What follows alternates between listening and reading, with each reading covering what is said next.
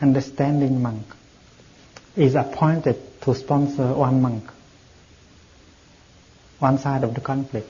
On the other side, another high monk, respectable monk, is also asked to sponsor the other monk. And then the whole assembly listened to these two senior monks. They will say things. They say things in order to de-escalate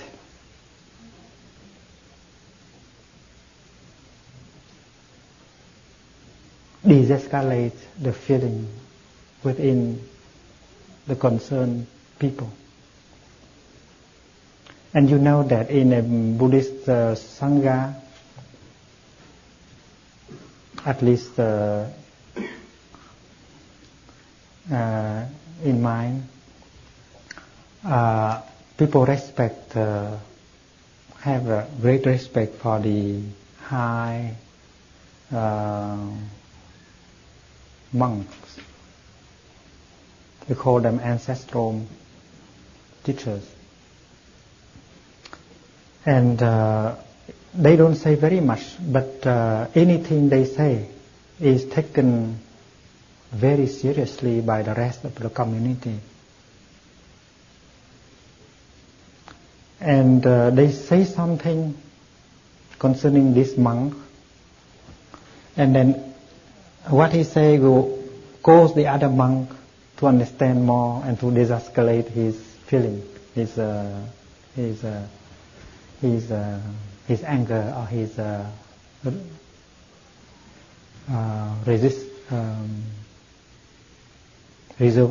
resistance. And then the other high monk also say things to protect this monk, but saying it in a way that the other monk feel better. And by doing so, by practicing so, they dissipate more and more the hard feeling in the heart of the two monks and cause them to accept a verdict proposed by the community. So we call it putting straw on mud. The mud is the dispute, the straw is the loving kindness of the Dharma. The next is the voluntary confession. Voluntary confession means that you try to tell your own shortcomings, not to let the other say. You have to say it first.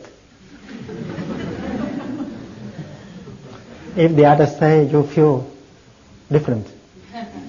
And if you yourself you say it, it's wonderful. So first you try to say your minor weakness. Maybe you have a big weakness. First you try to hide it, and you only tell other people of minor fault you commit. You know there is an art in all that. And as you make a concession that I'm sorry, that day I was not very mindful, I said such a thing, that's horrible, I'm sorry. Even that is a very minor confession that helps the other to feel better. And then he is encouraged to confess something of the same kind. I'm thinking of the Soviet Union and the United States of America trying to de-escalate slowly the small things.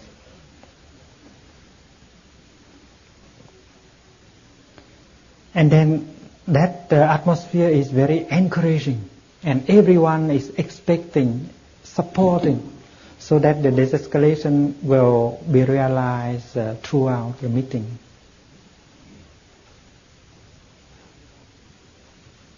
And the Buddha nature in each monk has the opportunity to come out.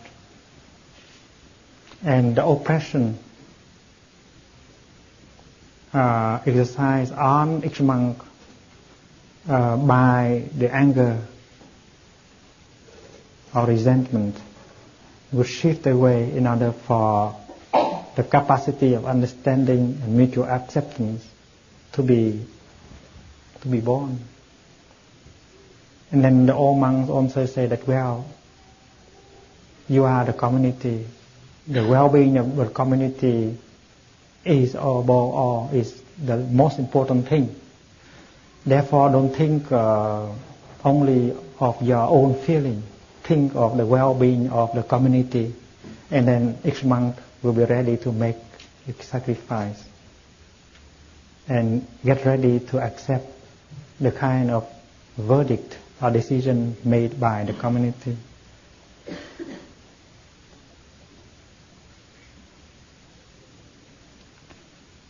And then the next is decision made by majority vote.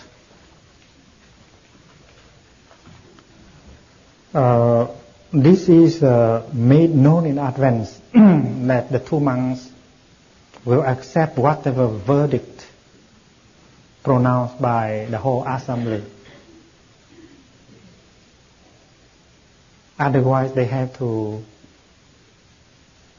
if they don't accept the decision made by the community, they have to go and live elsewhere. This is a real democracy. Therefore, everyone will, after exploring every details of the conflicts, after realizing the maximum of reconciliation, and then a committee will present a verdict, and then the way to pronounce it is like this: three asking. The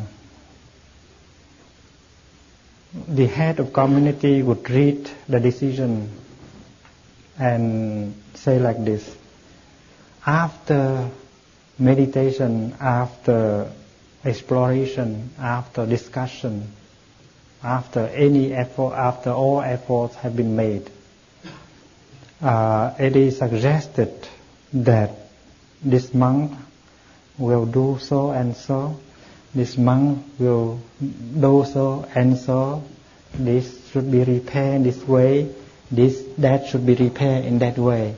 Would the assembly of monks accept this verdict? First asking. And then the community remains silent.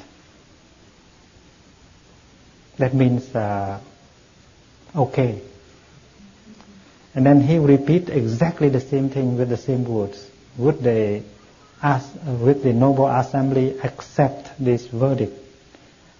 And then silence. And the third time, would the community accept this verdict? And then third time of silence. And then he pronounced it. The community of the noble community of monks and nuns have accepted the verdict. So please, both sides carry out the decision. And that is the end of the session. And there can be many sessions succeeding to each other in order to solve one case. If one of the two monks revolt against the verdict, his voice is of no value because he has already complied to the fact that he would obey any kind of verdict made by the assembly. So these 7 methods of settling dispute have been adopted by Buddhist monks and nuns in India, in China, in Vietnam, in Japan, in Korea, and in many other countries for more than 2,500 years. And I think we can learn something about this in order to apply it in our social life.